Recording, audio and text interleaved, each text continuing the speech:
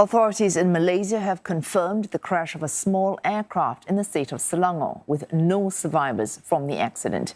10 people have been killed. Police say the private plane slammed into a highway in the Shah Alam district, colliding with two vehicles. The dead include 8 who were on board the aircraft and 2 motorists. A local politician, Pahang Assemblyman Johari Harun, is among the private jet passengers. The plane was en route from the northern resort island of Langkawi to Subang Airport in Selangor, just 2 minutes away from landing when it appeared to encounter trouble and plummeted to the ground. The country's Civil Aviation Authority says a safety probe will be launched.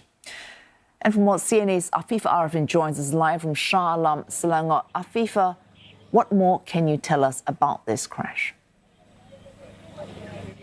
Well, what we know so far is only from the details of the statement released by the Civil Aviation Authority of Malaysia and the police. What we know is that the private aircraft was operated by Jet Valet and it took off from Langkawi Airport at about 2:08 p.m, scheduled to land here at the Subang Airport in Selangor, which is about 15 kilometers away from the crash site where we're at. The first contact made with the air traffic control tower was at about 2:47 p.m, and the clearance for landing was given at 2:48 p.m. But just 4 minutes later, the control tower saw smoke coming out from the crash site, but no mayday call was made. The authorities arrived on the scene about 10 minutes later, and they say it's a very complex situation, and of course investigations are still ongoing. As of now, what is certain is that there are no survivors from the crash. There are 10 casualties reported so far, 8 on board the plane, according to the plane's manifest. And this includes, like you said earlier,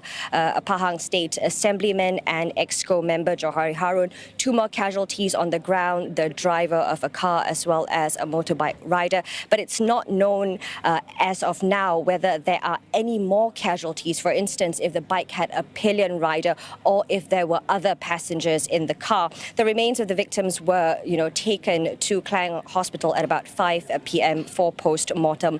Now, this area is a suburb in Shah Alam, and this highway is actually literally right next to a park and a residential area with hundreds of houses. I'm told by the residents here that this road, there's usually heavy traffic, especially in the mornings and in the evenings. Of course, the authorities had cordoned off about 100-meter stretch, and as of now, they're still clearing up all of the debris. Afifa, as you mentioned, investigations are ongoing, and anything else apart from what authorities say is speculative. But have there been any initial findings at this point about the cause of the accident? No details of any sort of initial findings just yet. The authorities, like I said earlier, are saying this is a very complex situation. They're still trying to determine the cause of the accident and whether there are any more victims, and also they are still trying to identify and confirm the identities of the victims involved. Condolences, of course, have been pouring in.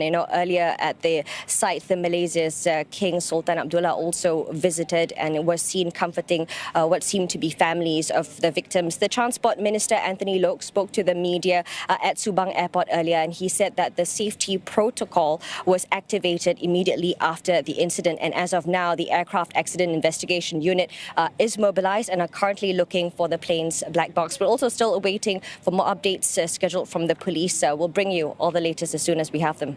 Thanks for that. Afifa Arifin reporting live for us from Shah Alam in Selangor.